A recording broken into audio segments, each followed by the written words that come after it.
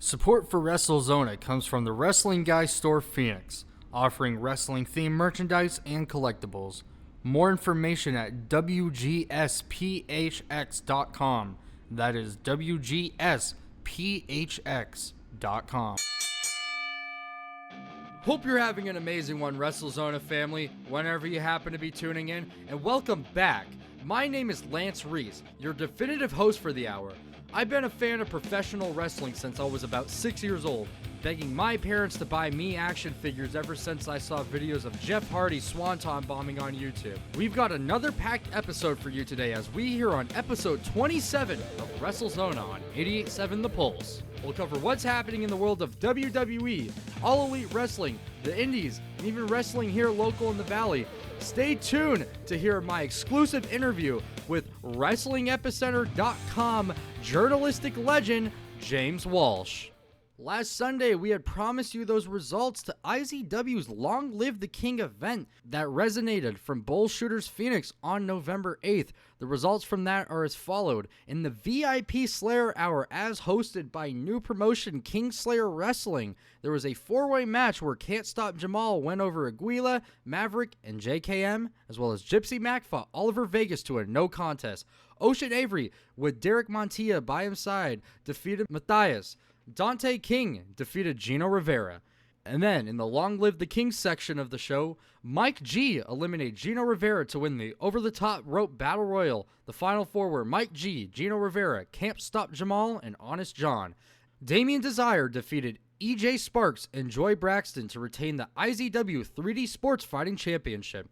The Neon Express of Damian Drake and Anthony Idol defeated Celtic Calamity of Ramrock and Bobby Jackson, as well as World's Finest with LJ Ramos and El Lycan, and 3FD of Joe Graves and Jordan Cruz to win the IZW Tag Team Championships. IZW Women's Champion Miss Paradise, Bryn Thorne, and Riza Clark defeat Morgan, Savannah Thorne, and Allure Hajjet. Thugnificent defeated Deshade in a loser leaves town match. Bryce Saturn defeated Evan Daniels in a Reckless Rules match to win the IZW Heavyweight Championship. In the co-main, the Native Warriors of Hawaiian Lion and Gabriel Gallo defeated Shannon and Shane Ballard.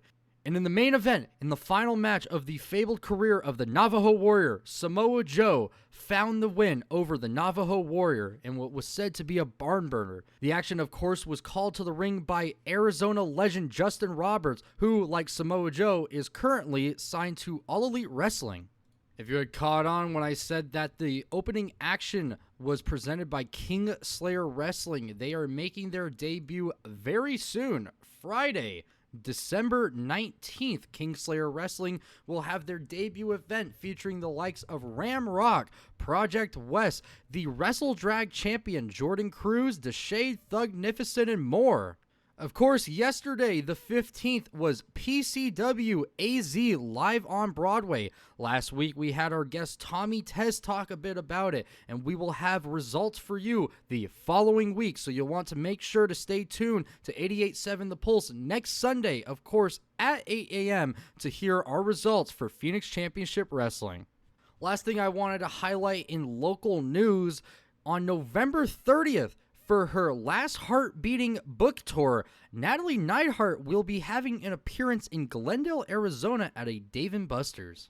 I'm Lance Reese with Wrestlezona on 88.7 The Pulse, and not too far back, earlier this year, we had a guest on episode 9 by the name of Mega Ran. He is a huge wrestling enthusiast, and I am very proud to say that Mega Ran has been nominated for the 2026 Grammys for Best Children's Music Album for his album Buddy's Magic Treehouse that released earlier this year in June. And I'm just so proud, so very proud of our guest who was here, and he also had a few words to say on the live broadcast of Wrestlezona on our 88.7 The Pulse 2025 Rockathon. Mega Ran, who was our 9th guest for Wrestlezona. You know, we had him in studios not too long ago, earlier this year, as well as for a bit of our Wrestlezona live on the 2025 Rockathon broadcast, where we had stars of PCW AZ interviewed. But I've been yapping for a little bit too long, more than I usually do. So without further ado, I would like to get into our interview with James Walsh of WrestlingEpicenter.com. For Wrestlezona on 88.7 The Pulse, I'm Lance Reese, and we've reached that part of our hour. We've been teasing this since I've had you join me. And without further ado, I want everyone listening to help me introduce my guest for this episode, James Walsh of Wrestling Epicenter. Welcome to the show, James. Hey, Lance, thanks for having me. This is a real honor. It truly is.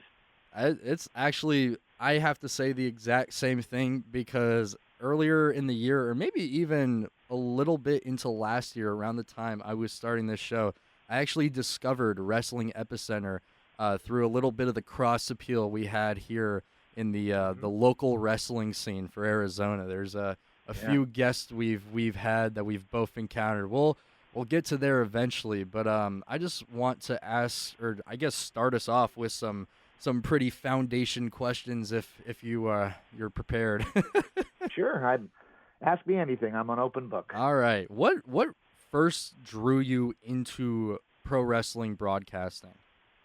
Into pro wrestling broadcasting. Okay. Yeah. So the real answer is a little dark in that I had been in a relationship with my first girlfriend for about 2 years, and let's just say it didn't end well. And I kind of was sitting in a room, and I'm like, all right, what do I do now? I'm still going to college. I was going to Mesa Community College, which I got an associate's degree in here. And I was like, well, what do I do now? What am I going to do? Because she was taking up all of my time, and I want to do something related to wrestling. And at the time, I ran a hard rock and heavy metal website. It was Metal Trinity. It doesn't exist anymore. Don't Google it.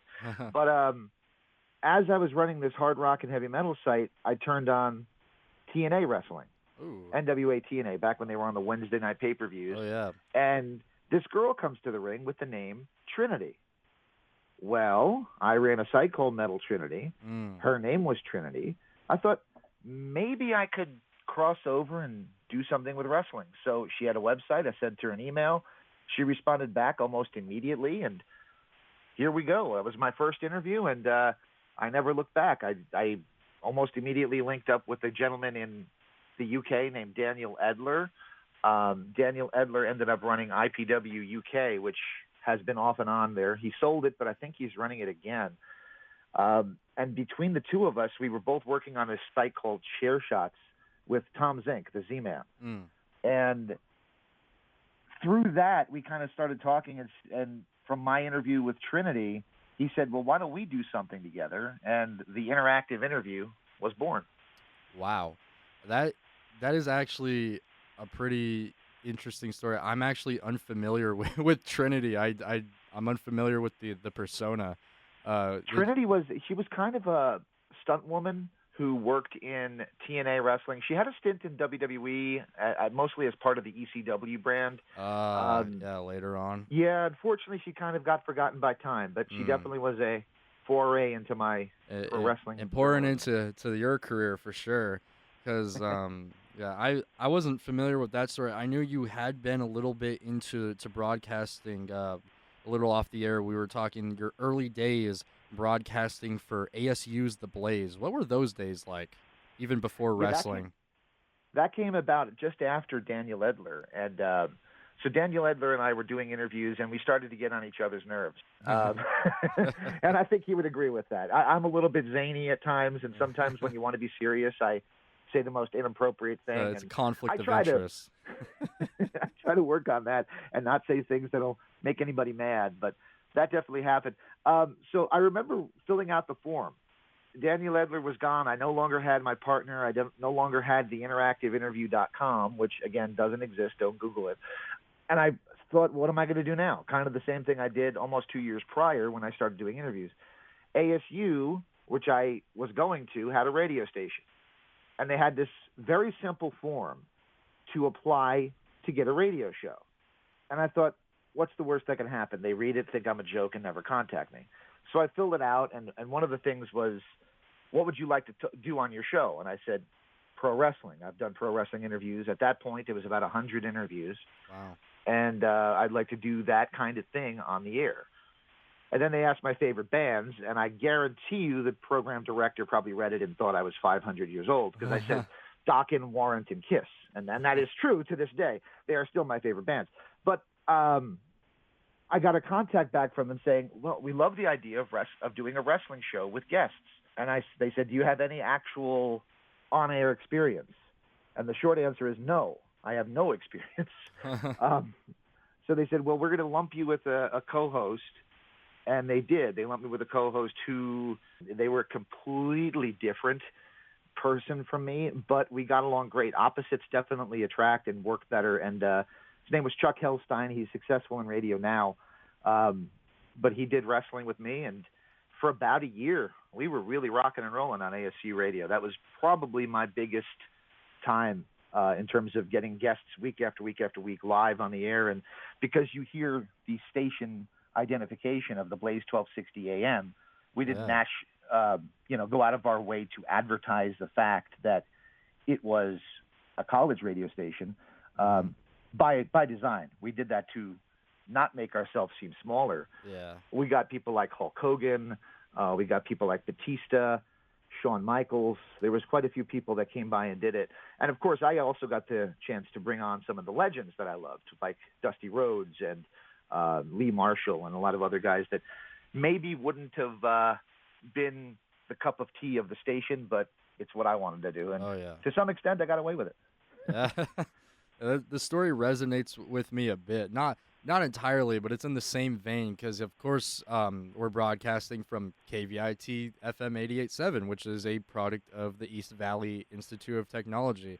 And, I learned stories like these, and I'm like, wow, like, even an amazing program, and it offers such a great opportunity for students like myself to be on radio. But even back in the 2000s, like, wow, even on AM radio station, you had the opportunity at ASU to, of course, a little bit in disguise, but you got guys like Hogan on. That's just an incredible, like, testament to your dedication to this. That's how I'd put it. I would love to be on any kind of radio now, and what you have there is incredibly special. I'm not at all saying anything bad about it, but when you call up, Hulk Hogan's representative and you say, I'm from the Blaze 1260 AM here in Arizona, that makes them kind of go, whoa, hold on a second, we better listen, as opposed to, I'm from the Arizona State radio station. Yeah. They might think of that as not as impressive. So we kind of willingly, and the Brady Bunch, they called it gilding the lily, which is kind of like lying, but not exactly lying. Yeah. You're just not revealing the full scope of it yet until they get there. Truth and nothing but the truth, right? Yeah. Were there any early guests or moments that made you realize that, interviewing wrestlers was your calling? Yes. Macho Man Randy Savage. I remember calling him out of nowhere.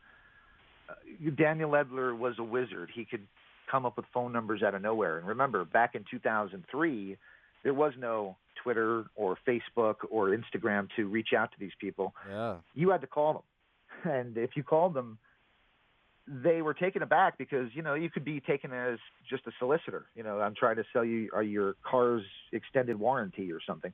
But he picked up the phone, and I told him who I was and what I wanted to do. And he's like, sure, call me back in 20 minutes. All right. And I jumped on my computer. I typed up a list of questions. We did it. During the interview, I asked him about the pile driver he gave to Ricky Morton. It was in Memphis, and he pile drove him through a table. And I asked if that was the birth of the overuse of tables in wrestling. And he paused for a second, and he responded with, ooh, you really know the business. And I was like, oh, my goodness, one of my childhood heroes. Hogan was my number one, but Macho was my number two.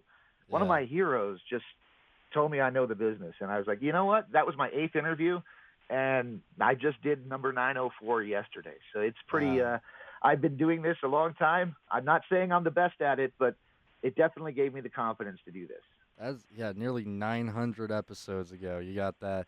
You knew the business already. That blew If my Macho mind, Man absolutely. said it, then I'm with him on that. And you brought up a really good point. Was it harder? I guess, yeah, that's the term. Was it harder to land those big interviews before the social media era, or is it harder now? Harder now, Mm, definitely harder now, yeah, because back then they didn't have a pipeline to the public. It's kind of yeah, like you can take it to a political place. I don't want to do that. People get mad when I do, but mm, it's kind of like you watch the news and you hear one story kind of repeated all the time, and then certain political figures can go on social media and kind of lay out their perspective where you wouldn't have gotten that perspective previously. So it's a yeah, great thing for the public figures to have those outlets. Now, that said, back in 2003, 2004, and all the way up until 2008, I guess, when Twitter came about, it was harder for some of the guys to get whatever they were promoting out there. They didn't have, a million followers on Twitter that they could just tweet something and people would click the link and there you whole go. world knows. Yeah, Yeah, so they had to do a lot more press back then, and there was a lot less of it. So, I mean, calling guys like Harley Race or I mentioned Dusty Rhodes earlier, or Ric Flair, and getting them to do an interview was not an impossibility back then, but now there's got to be a part of their mind that thinks, well, yeah, I could reach more people just posting something on social media. What do I need to do an interview with this guy for? And unfortunately, that is why the numbers are 904 that I'm up to, or just over 900, because somewhere around like 2010, 2015, instead of being 1, 2, 3 a week, they started being 1 or 2 a month mm, because they were a lot harder to get guys to say yes. yeah, yeah. I never really thought. I considered the fact that as time progresses, it's you got to take the positive with the negatives and vice versa, and that definitely puts into perspective, at least for my generation, a younger generation, that yeah, we have our ups and downs with social medias, but in your case, it kind of slowed you down for a bit. But it seems like you've been able to adapt to the modern environment. It is, and it's you get a lot of guys when they're on book tours, and you get a lot of guys when they do have something to promote because they're going to do as much press as they can, Yeah. and that's the benefit. So you mentioned, of course, you've been doing these interviews for what, nearly over 23 years at this point. Yeah, it was November of 2022 that sorry, 2002 that I started. Oh yeah. So when and how did WrestlingEpicenter.com begin? So that was another thing that happened at the end of Daniel Edler. We were partners for almost 2 years on the radio. Not that kind of partners. And we were buddies. And like I said, we just got tired of each other. He had run the website, and I had no control over any of it. Little did he know that I saved a backup of everything, which was good on my part because Oh yeah. he didn't keep anything. And he's actually recently contacted me, hey, do you still have those old shows? And it's like, yeah, they're up on YouTube. Go find them. Yeah, so when he basically kicked me off the site because he was closing the site, I created WrestlingEpicenter.com. And I wish I had chosen a better name because so many people still don't know what an epicenter is. Mm. I'm in a similar boat where if you look up Wrestlezona, it'll always want to correct to WrestleZone. Did you mean? And then it pulls up Wrestlezona. Yeah. It's like no. You did mean WrestleZona. Yep, I got you. So how, over the time you've been running the site, how has it evolved over time? I guess, there's a lot of things. Like, for example, when we first started, again, social media wasn't a thing. So we had a forum. And the forum was a message board. And message boards are still a thing. They're still out there. But obviously they're less important now than, say, Instagram, Twitter, Facebook, whatever other ones are out there now. But on our forums, again, guys didn't have a way to get out there. So Francine, for example, would be a section on our forum where she could talk to fans because, again, there's no Twitter. Marty Jannetty was another one that was a part of our forum, had his own section, and he brought his fans to our forum and our website. That was amazing. That actually resulted in me meeting my wife through that forum. Wow. She was one of the few that was sane on there, so I chose her to moderate the forum because it just was too crazy for me to deal with. And from us talking almost every night about what to do with the Marty section, we kind of hit it off, and now she moderates your life. My wife. There you go. Yeah, obviously wasn't born for that era, '07 here, but I do recall looking back at some of the wrestler websites on it. You don't see a lot of that anymore. It's just like an EPK, or you're featured on your company's website. And the one I always think of when it's brought up, I think of Samoa Joe's website and his responses he would get from fans.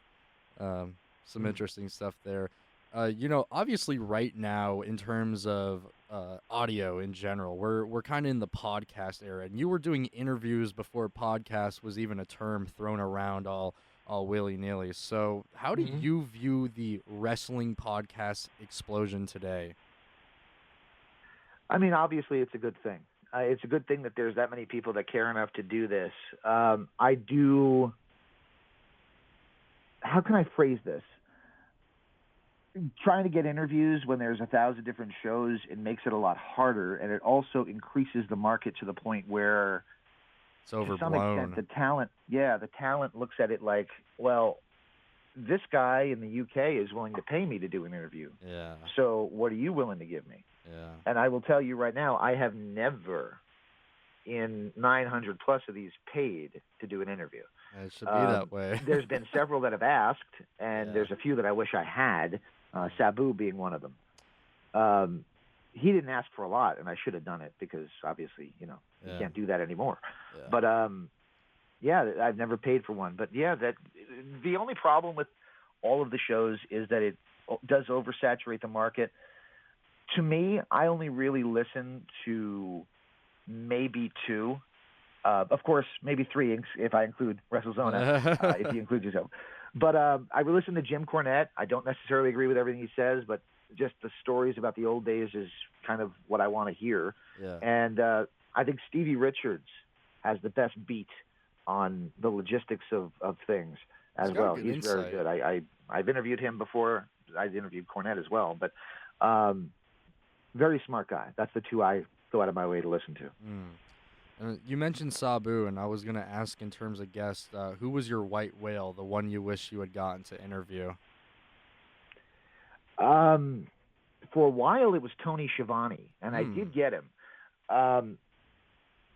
There's 3 that come to mind. Tony Schiavone was one, and I had him booked when Acclaim did the Legends of Wrestling 2 video game, and they had himself as well as Larry Zbyszko doing commentary on it.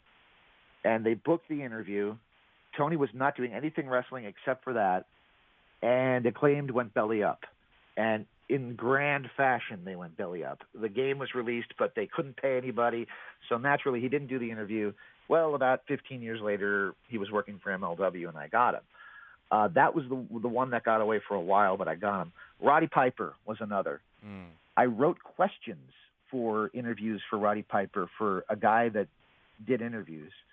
So he let me use it, so I still count it as if I had him, but I never interviewed Roddy Piper personally, and it was not for lack of trying. I just couldn't get him, and it was the hardest one. And the third one, she died about 6 months into me doing it, was Miss Elizabeth, who I would have loved to have had on. Yeah. With any interviews, were any of them difficult or taught you something more about the business or hosting in general? Yeah, some of them aren't as good as others. Some guys come on and they want to talk and they got nothing else to do. And some guys view you as an inconvenience. And when they view you as an inconvenience, you got one of 2 choices. You could either land that one question that'll make them light up and like, okay, now they're going to go into a closet or something and do the rest of the interview actually paying attention. Or it could just be a ho-hum interview. Yeah. 9 times out of 10, if I run into those, I'm able to find that one thing that will bring them in. There's a few that I didn't, and one of those was David Flair. He just did not want to be there. But what can you do? Can't do much. Were there any guests who were, I guess, surprising to you in the sense they were more open or real than you expected? Open or real than I expected. Some of them are. Daphne, who passed away, and that was horrible. I mean, I was on the phone with the local police when I heard that she was, doing that suicidal video. I was on there trying to get them there because I knew where she was, but obviously nothing we could have done would have helped. She was very honest, and I didn't expect it because I had seen interviews where she was very guarded before, but she was very honest for a very different reason. Major Guns, Tylene Buck. I was expecting to do like a very matter-of-fact interview, and she got very flirtatious, which definitely threw me off my game, but it was an enjoyable conversation for many reasons. There's a lot of the guys. Scotty Riggs is another one. I was just talking about Scotty Riggs yesterday with Ron Reese, who was in Raven's Flock. Scotty Riggs now works backstage at AEW. He was going through some major stuff when I first interviewed him, and I didn't expect any of what he told me, but he let me very much into his deep, dark state that he was in, and it was kind of like an eye-opener, really crazy. But he's come out the other end of it, and he's doing fantastic now. That's good to hear. Yeah, it's all time and place in a sense. You get someone on their best day or their worst day or anything in between. Yeah. Mm-hmm. You've interviewed Absolutely. Yeah, and of course you've interviewed many icons, and you've mentioned some. Everyone from the likes of Hulk Hogan, Macho Man Randy Savage, the legendary Bruno Sammartino, and many, many, many more. But to you, which iconic interview of yours stands out the most? I hate to go back to the same one, but I got to say Macho. I mean, I did 2 interviews with Macho. One was the first one, and that's the special one. I did another one where he released his Be a Man album. Oh, wow. And, and that was cool because he was walking on the streets of New York, and he said, call me in 20 minutes. He did that again. I guess 20 minutes was his number. And I did, and Brian Adams, Crush, picks up the phone. Oh. He was his bodyguard, legit. Oh, wow. And it's like, that's so cool. That's another one I wish I had done an interview with. But, he picks up the phone, and then I do Macho on the street. So that was very cool, just because it gave me so much confidence and really kind of made me think, you know what? I think I'm going to do this for the rest of my life, whether it makes me a ton of money or no money. I just love doing this. And that was that Macho Man interview.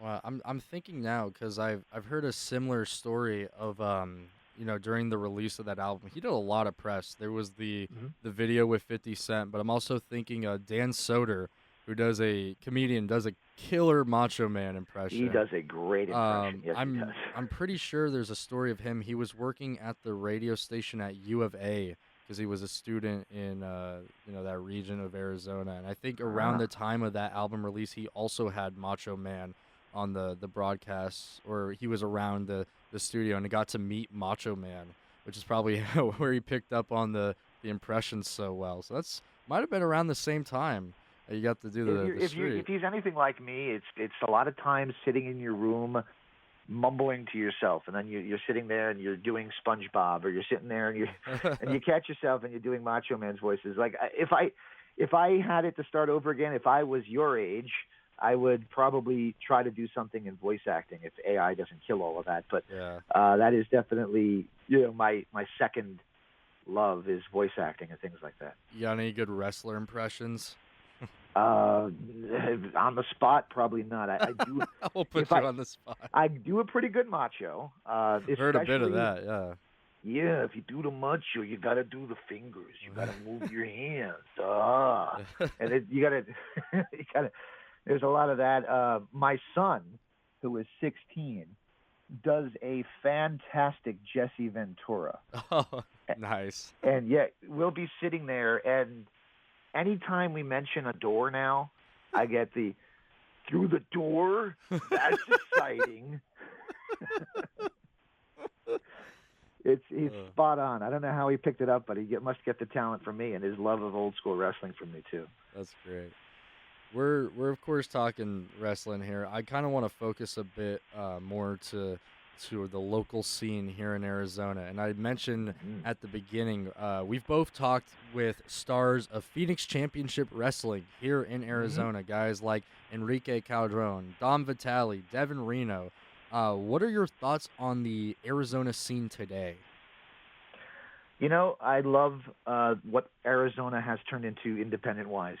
Just this past weekend, I know this is the enemy turf, but Gallo was there, so I guess it's okay to say. Navajo Warrior just retired for Impact Zone Wrestling, and that was a big event for Arizona with Samoa Joe coming in. I said this online, and I'll say it here. I grew up in New Jersey, just across the river from New York City, and you're spoiled for choice in independent events then. There's every high school gym has a independent event a couple weekends a month, and if you're willing to drive, every weekend. Yeah. When I got here in Arizona in 2000, there was very little, if not none. Yeah. It wasn't until I was in ASU that I realized that there was any independent wrestling, with Impact Zone Wrestling running The Sets, which is a bar just off the campus of ASU. And I did some stuff with them then. But I realized that, and I really appreciated that there was something, just something in Arizona. Now, our population has grown, and because of that growth, the population, the expansion of independent wrestling has been great. There's a lot of little companies out there, but the big one now is PCW. Yeah. And I got to tell you, I really, really like what they do. It is a family-friendly show. The guys, you mentioned Devin Reno, I see dollar signs when I see him wrestle. He is fantastic. Class is the same thing. Zamaya. Zamaya is wonderful. Yeah, I mean, there's so many great guys there. And for a while there, I thought Dom Vitale didn't like me, and I never, reached out to talk to him. And then I finally said one day, let's see what happens. And I asked him if he would do an interview with me. And he said yes. And in preparing to do that interview, I listened to your interview with him. I hear what he's saying, and I'm like, oh, my goodness. This guy and I are cut from the same cloth. We have the same philosophies on things. He appreciates that Hulk Hogan is the greatest of all time because he was the number one heel and number one babyface, and nobody really can say that. Except and he loves the franchise. He loves the franchise, Shane Douglas, and so do I.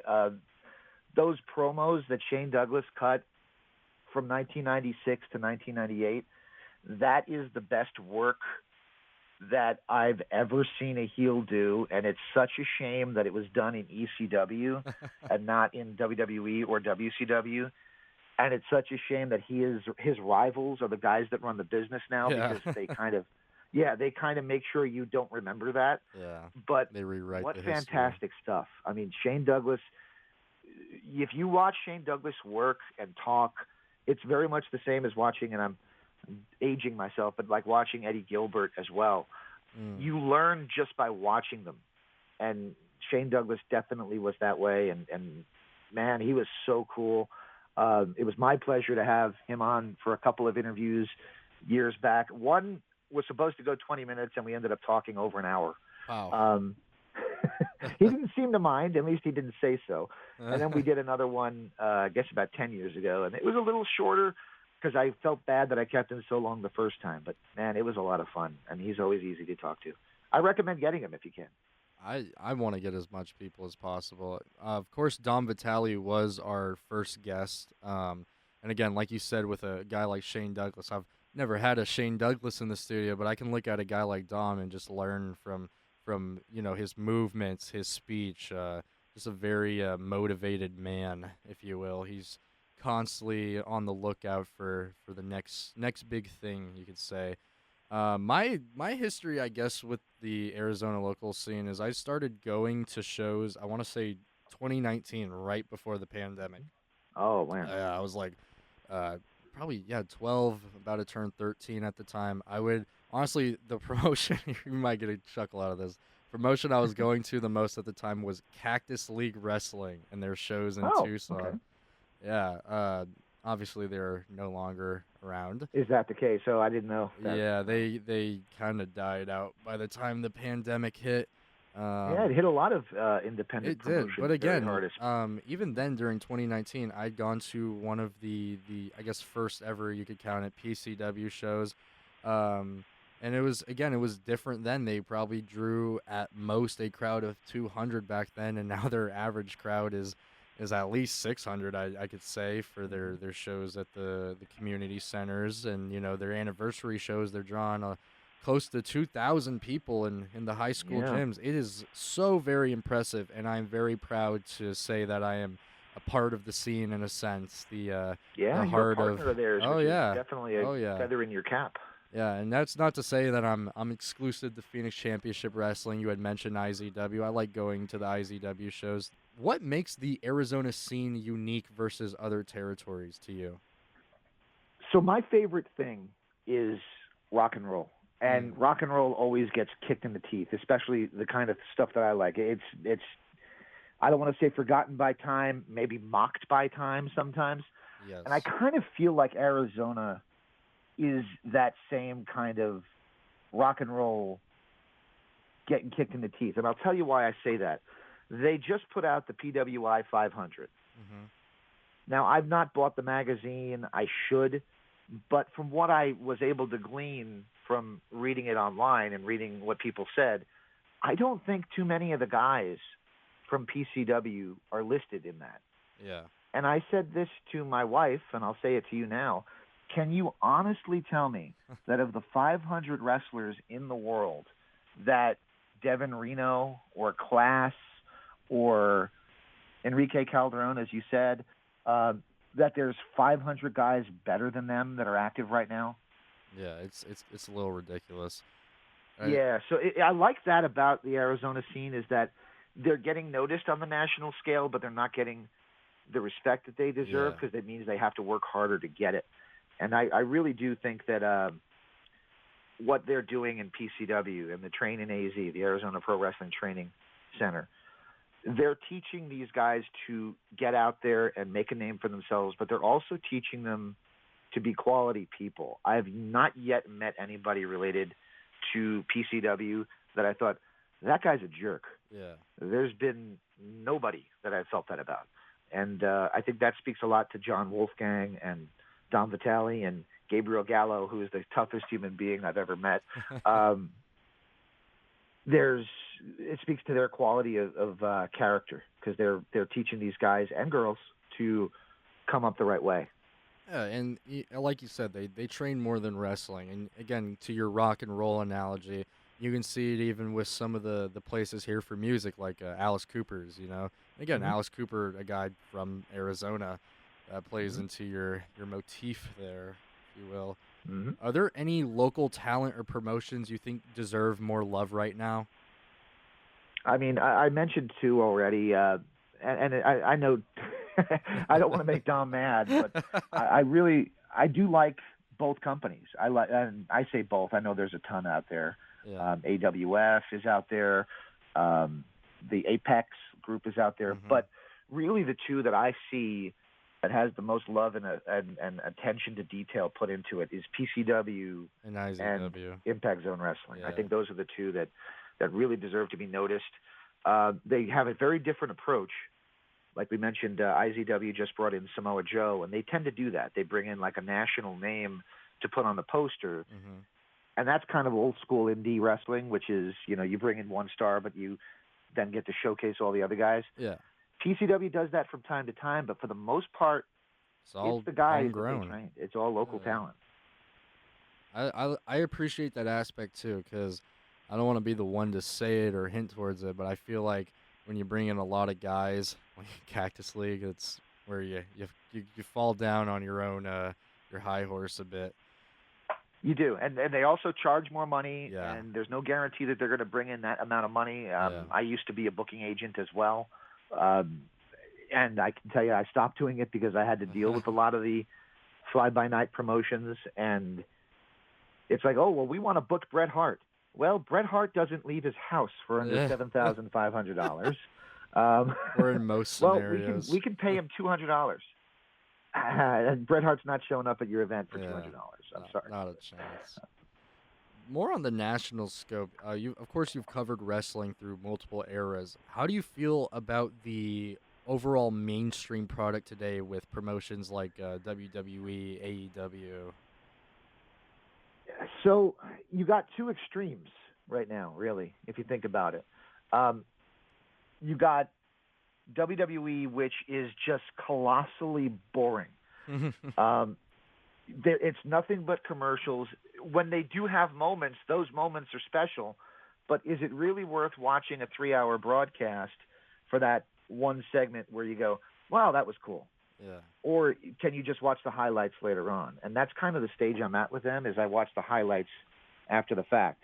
With AEW, I started out wanting AEW to succeed. I was part of that crew that was rooting for the underdog promotion, even though it's run by a billionaire, to succeed. And I still watch it every week because it's wrestling, so I'm going to watch. But I kind of watch it with my mouth open going like, how did they make that decision? Why did they do that? How come all of these crazy things are happening? And wait a minute, wasn't this guy involved with this last week, but now he's not doing that anymore? And it kind of feels like a schizophrenic product at the moment. And I don't see that really self-correcting itself. Yeah. Going back to, we've been doing a lot of fan talk, but going back to your professionalism, what makes a great wrestling interview in your opinion? My opinion is you don't have to have the guy come on and say something totally nefarious. What you do have to do is you got to get them to bring down the walls and kind of let you in a little bit and tell you things that they didn't say in prior interviews. Yeah.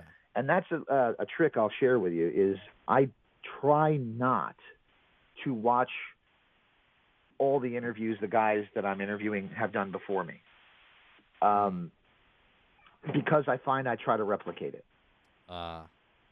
So instead of trying to do a copy of that, and I did that with Dom because I wanted to make sure I, had a lot of info to go on with, and I tried not to replicate yours. When I interviewed him, I definitely put yours over. If you listen, I definitely say the name Wrestlezona several times. I actually didn't get the chance to do it. I think I took your advice a little too early.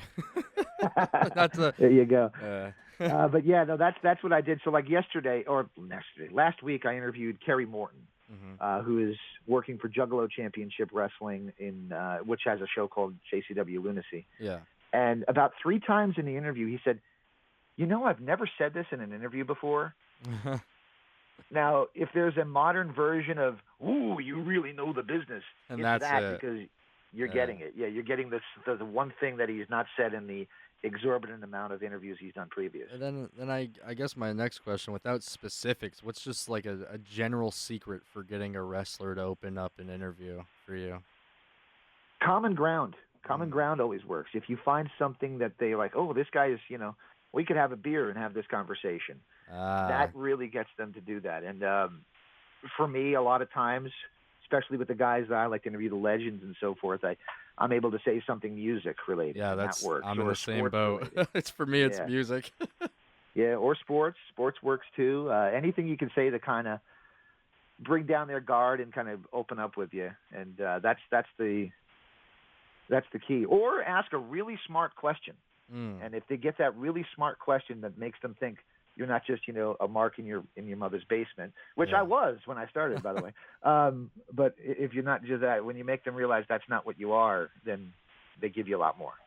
Yeah. How has your interviewing style evolved over the time of you doing this? Or is it remained pretty...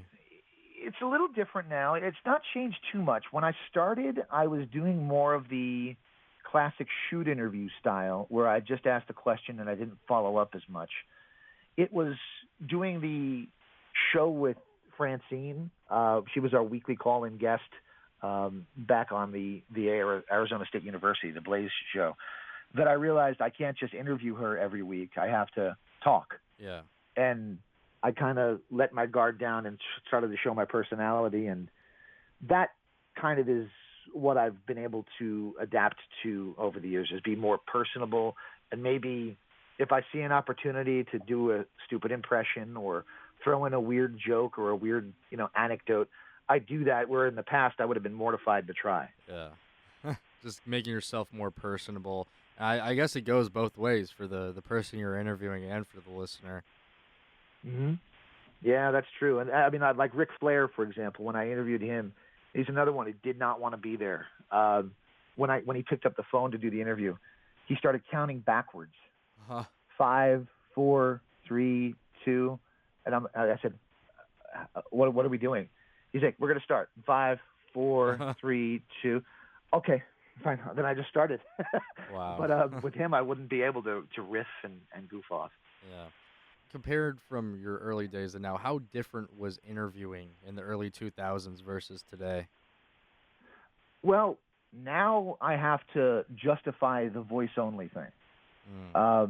I do not like doing video interviews. I've done them, and I can do them. But bringing it back to music again, one of the coolest comments I saw was an interview with a musician. His name is Jolan Turner from my neck of the woods in New Jersey. He said he hates watching his own performances because he never knows what to do with his hands. Like he'll be singing and he's watching himself make these weird hand gestures and stuff. When I watch a video interview I did, I'm looking at myself and why am I nodding then? The guy's saying something dark. Or why am I smiling when the guy's talking about something depressing? Or why am I fiddling with my fingers? Because I don't know what to do on camera. That's the main difference is everybody wants to do a video podcast now. If it's at all possible, will try to do just an audio-only thing. Yeah, I get it. I don't really have the accessibility of video in the first place, and it can be a struggle for some people. They want the I guess more exposure. Well, not what I mean in that sense. They're more comfortable looking at your face. Yeah, and I'm like, and that goes back to PCW. Like, I don't meet people. Like, I've interviewed Sting 3 times. I just met Sting here in Arizona back in May. I barely spoke to him when I met him. I was so starstruck in person, but on the interview I wasn't. And he sent me like a whole box of stuff after we did the first interview because he really liked our conversation. Just the coolest guy in the world. And then in person, I didn't mention that I interviewed him. I didn't mention that he sent me stuff. I kind of got my big WCW box set of action figures that they released to him signed. And that was it. And I really wish I had been more open. But at PCW, I'm trying to go up to people and say, hi, my name is, and to my surprise, a lot of them are saying, I know who you are. You don't have to introduce yourself every time. I've gotten a few of those. Yeah, exactly. What's kept you passionate about wrestling media after all these years? I go through fits and starts. If I get tired of wrestling, which I'm kind of at the stage of now based on how I described AEW and WWE, I go back and watch old stuff. Yeah. And for me, this is going to sound ancient to you, but there was a show called Global Wrestling Federation that was on ESPN every day at 4 o'clock. Think of that. 5 days a week, a new broadcast was on 4 o'clock in the afternoon. You just get home from school, and wrestling is on for 1 hour with a continuing storyline and continuing matches. And it was fantastic. That stuff was such a big part of my childhood. And whenever I get really like, I hate this, I either go back and watch old Hulk Hogan stuff or old Macho Man stuff or things like that, or I go back and I watch Global Wrestling Federation. And when I do that, I'm like, at its core, this is why I still love this stuff. It just brings you back to the old classics. Mm-hmm. Brings me back to why I fell in love with it in the first place. Yeah. For me, I was on the internet era, so I actually probably discovered wrestling more than just conversation with relatives through the internet. And for me, I always, and I still have a fascination just in general with the concept of the Royal Rumble. And during the pandemic, I fell out of wrestling because, like, how are you going to enjoy wrestling with no crowd? That's the whole point. No crowd. It was ridiculous. Kind of the whole point of it. Yeah, the whole Thunderdome thing. I just fell out of it entirely until like probably summer last year. I saw a Royal Rumble video. It was maybe like 2010 or 2009 or something in my feed, and I just threw it on. I was like, wow, this is why I loved it for so long, and then I just got back into it, and now I'm here interviewing James Walsh for It's always so cool to hear that because like the stuff I grew up on, I will argue with my kid is the greatest that's ever existed. And I guess everybody feels that way. Whatever it was that made you fall in love with it when you first saw it, you're going to think of in the rose-colored glasses the same way I do, that's the greatest stuff ever. And maybe, grumpy old man me would say, oh, that stuff sucked, or something like that, but not to somebody else. One man's garbage is another man's treasure. Exactly. What do you hope Wrestling Epicenter's lasting impact is? Really, so I don't know the answer to that. I just like to be considered as one of the ones that has never changed and never sold out. What I do, and I don't compromise. And like I said, with the promotions of the local Arizona ones, if I don't believe in something, I have a real hard time trying to sell it. Yeah. And I've never advertised or promoted something on an interview that I didn't, in some level, think was good and worth promoting. And that's kind of what I want my legacy to be, if there is a legacy for what I do. I don't think there is, but if there is, I hope it's that I was uncompromising. It goes back to that whole, I'd say punk rock, but that would imply I like punk rock, and I'm more like a glam metal kind of guy. But but it's that kind of like rebellious punk rock nature. and roll attitude. Yeah. Wow. As we wrap up today's episode of WrestleZona on 88.7 The Pulse, I'm Lance Reese, and I've been joined over the line with pro wrestling enthusiast and journalistic legend, James Walsh of WrestlingEpicenter.com. And James, I have one last question for you. Sure. What would be your final message to the next generation of wrestling broadcasters and fans alike? Keep your nose clean. What I mean by that is, for the first time in a long time, I just got rejected for an interview because of my activity on Facebook, because I'm very politically oriented with my Facebook posts. A lot of them are intended to be humorous, and if I think it's funny, I post it.